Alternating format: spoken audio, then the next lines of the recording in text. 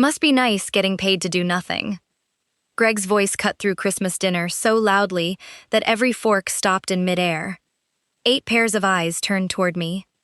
I looked down at the carbon fiber brace on my left leg and smiled. Greg had no idea that the $15 million contract his company was celebrating tonight required exactly one signature: mine.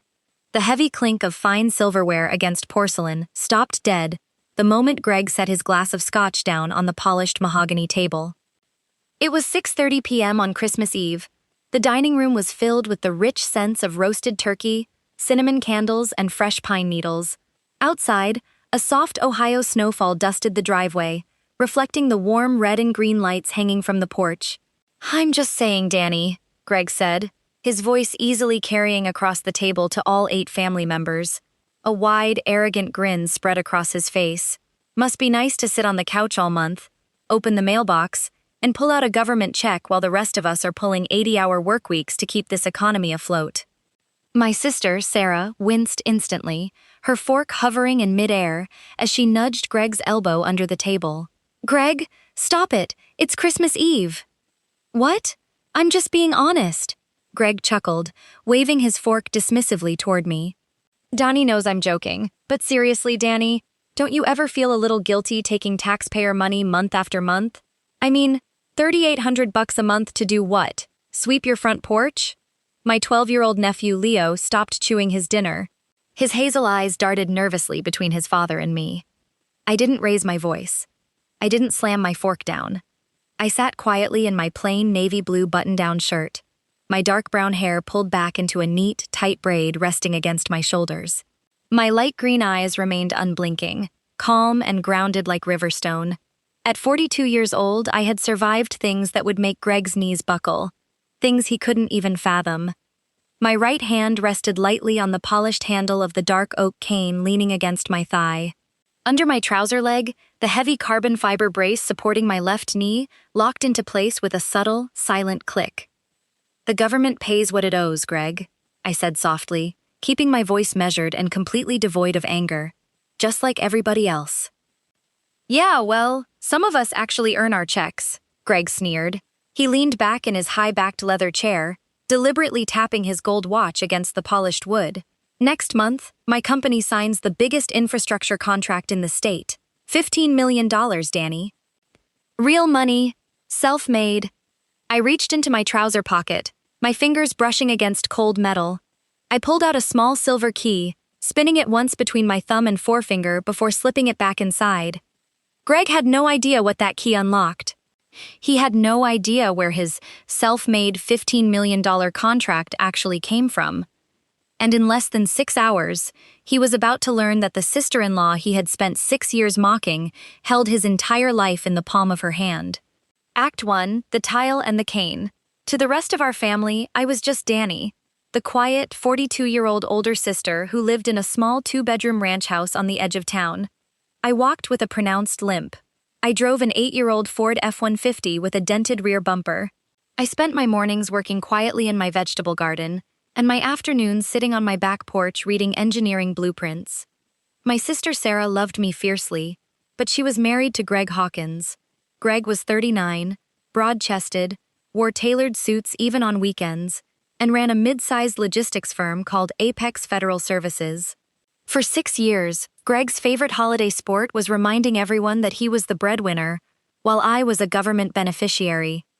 "You know, Danny," Greg said, slicing into his turkey, "I was talking to my accountant last week.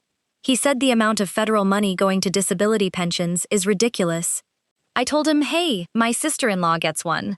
He asked me what unit you were in, and I told him, honestly, I think she just did office paperwork down in Texas before her knee gave out." Sarah glared at her husband. "Greg, that is completely out of line. Danny served 14 years in the Army." "In a warehouse, right?" Greg smirked, looking directly at me. "Hey, no shame in it, Danny. Typing at a desk is tough on the lower back. I get it." My mother, Martha, set her teacup down with a sharp clack. "Greg, that is enough. Danielle served her country honorably." "I know, Mom, I know," Greg laughed patronizingly. "I'm just teasing her. Though, If Danny ever wants to earn some extra cash instead of waiting on Uncle Sam, I could always use someone to sweep the floors at our new warehouse in Columbus. Pay you $15 an hour, cash under the table. The first curiosity loop. Why did Danny keep a locked steel briefcase in her truck, embossed with a gold eagle emblem? And why did a 3-star general call her personal cell phone every year on December 22nd just to say, "The line is holding, Chief"? I picked up my water glass and took a slow sip. "I appreciate the offer, Greg," I said quietly, "but my schedule is pretty full right now." "Yeah, full of soap operas and coupon clipping," Greg scoffed. He had no idea. He didn't know about the year 2012 in the Arghandab River Valley.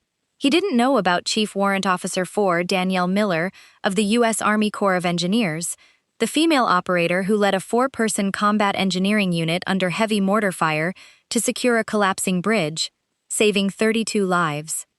He didn't know about the shrapnel that shredded my left leg, or the falling concrete pillar that crushed my lumbar spine while I was pulling a trapped civilian contractor out of the dust. And most of all, he didn't know where 90% of my monthly disability check went every single month. ACT 2. Gifts of Shame. After dinner, the family moved into the living room to exchange gifts around the Christmas tree. Greg sat in the large leather armchair, sipping scotch while Leo handed out wrapped boxes. "All right, opening time," Greg announced loudly. "Sarah, open yours first." Sarah opened a sleek black box to reveal a designer leather handbag. She smiled politely. "Thank you, honey." "Handmade in Italy," Greg bragged, looking around the room. "Cost more than my first truck. But when you're about to close a $15 million federal contract, you treat your wife right." Then Greg reached under the tree and pulled out a small, crudely wrapped box in brown paper. He tossed it casually into my lap. "There you go, Danny," Greg smirked. "Practical gift from me to you." I opened the box.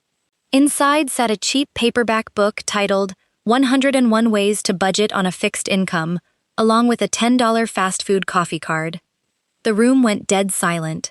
Sarah gasped softly. "Greg, are you serious?" "What?" Greg laughed self-righteously. "Danny is always talking about living simply." I figured a guide on making government checks stretch further would actually help her. The second curiosity loop. Why did Greg's phone suddenly buzz on the coffee table, showing an urgent alert from the Department of Veteran and Civil Logistics Oversight, displaying a caller ID that read, Director H. Vance? Greg picked up his phone, frowning. Weird. My lead investor, Mr. Harrison, just emailed. He says the final sign-off for our $15 million defense infrastructure grant is happening tonight at midnight. The federal trustee for the regional board is reviewing our approval paperwork right now. "Who is the federal trustee, Greg?" I asked softly, setting the paperback book on the side table. "Some high-ranking military bureaucrat out of D.C., a person named Chief Inspector Miller," Greg scoffed. "Harrison says this Chief Miller is an absolute hard-ass who rejects 80% of applicants. Probably just another paper pusher who couldn't make it in the private sector." I adjusted my silver watch, keeping my face completely calm. Chief Inspector Miller, huh? Sounds like a tough auditor. Act 3. The Shadow of Sacrifice. At 21:30 hours, my mother and Sarah went into the kitchen to prepare pie. Leo asked if he could sit on the front porch with me. I grabbed my winter coat, picked up my oak cane, and walked out into the falling snow. "Aunt Danny?" Leo asked quietly, sitting on the wooden porch swing. "Why do you let my dad talk to you like that? He was really mean at dinner." I looked down at my 12-year-old nephew. "Your dad is under a lot of stress, Leo. Sometimes when people are afraid of failing, they project that onto others to make themselves feel bigger. Mom told me once that you were a hero," Leo whispered. "What happened to your leg, Aunt Danny?" I traced the smooth wood of my cane. In 2012, in Afghanistan, a concrete bridge was collapsing under mortar fire. A young civilian contractor was trapped under a fallen steel beam. I went under the structure with a heavy hydraulic jack to hold the pillar until my team got him out.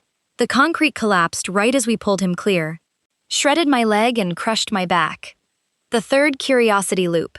Who was the young civilian contractor Chief Warrant Officer Danielle Miller saved under that collapsing bridge in 2012? And why did he grow up to found the National Logistics parent company currently funding Greg's firm? Before Leo could ask another question, the porch door opened. Greg stepped out, holding his glowing phone to his ear, his face tight with terror. He didn't notice us in the dark corner. "What do you mean the approval is delayed, Harrison?"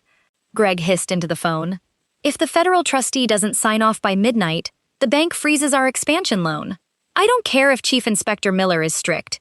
Find out what she wants. Apex Federal Services cannot lose this $15 million contract." ACT-4, The Midnight Unraveling. By 23:15 hours, the cozy holiday mood had completely vanished. Greg was pacing across the living room carpet, sweating profusely, staring at his laptop screen. "If this grant falls through tonight, Apex is bankrupt by January," Greg shouted, his voice shrill.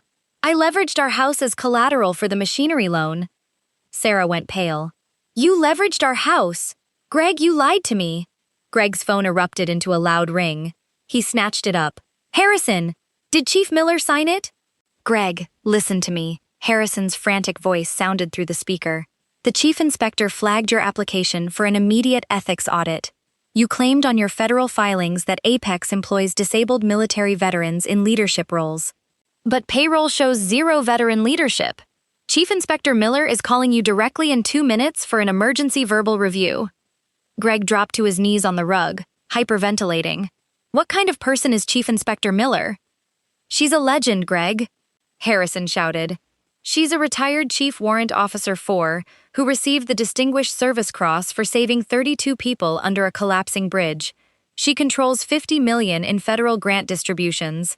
If Chief Miller denies you, Apex is finished." The living room went dead silent. At that exact moment, I set my teacup down on the side table with a quiet clink. I reached into my pocket, pulled out the small silver key, and tossed it gently onto the glass coffee table right in front of Greg. Act 5, The Revelation. Greg stared at the key, then looked up at me in total confusion. "What is this?" I reached into my coat, pulled out a second smartphone, a heavy-duty black encrypted military device, and set it on the glass table. The glowing screen displayed 3 words: Apex Contract #4092. Pending Chief Approval, Danielle Miller. Greg's eyes widened to the size of saucers. The color drained completely from his face. He staggered backward, his jaw hanging open. "Danny?" Sarah gasped, stepping forward. "Danny, what is that?" I leaned forward, resting my hands on my cane, looking directly into Greg's terrified eyes. "You asked me at dinner what I do with my monthly disability check, Greg," I said, my voice carrying an unshakable, overwhelming tone of quiet authority. "My full military disability pension is $4,800 a month. Every single month, I keep $600 for my living expenses. The remaining $4,200, I transfer into a private trust fund." I pointed toward my nephew Leo. "That trust fund is a college fund for Leo and an emergency safety net for Sarah. It currently holds $320,000, money earned from my 14 years of service." Sarah covered her mouth, letting out a heartbreak sob of pure gratitude and shock. "And as for my office job sitting on the couch," I continued softly, "when I was medically discharged after my spine and leg were crushed under that bridge, Congress appointed me as Chief Federal Inspector for Infrastructure Grants. My job is to make sure taxpayer dollars go to honest, ethical companies." Greg fell completely flat onto his hands and knees on the carpet, sobbing in violent, profound shame. Chief Inspector Miller, it was you? Please don't destroy my family. I'm begging you." Act 6 and 7, The True Payoff. I didn't destroy him. A real leader doesn't use her authority for petty revenge. I unlocked my federal phone and approved Apex's grant application under 3 mandatory conditions. Greg had to correct his corporate filings, establish a fully funded annual apprenticeship program for 4 disabled veterans at Apex, and never look down on anyone who serves or lives on a fixed income ever again. Christmas morning arrived bright and quiet. Greg sat at breakfast wearing a simple flannel shirt, serving food to his family with humble, quiet respect. He walked to the fireplace, tossed his cheap budget book into the glowing embers, and walked over to me, extending his hand. "Thank you, Chief Miller," Greg whispered, his eyes filled with genuine tears, "for saving my family, and for teaching me what honor actually means." My nephew Leo walked over and handed me a colored drawing of a female soldier holding up a falling bridge with one hand while helping a person with the other. At the bottom was written, "To Aunt Danny, my hero." All three scripts now strictly feature female veteran protagonists over 35 years old.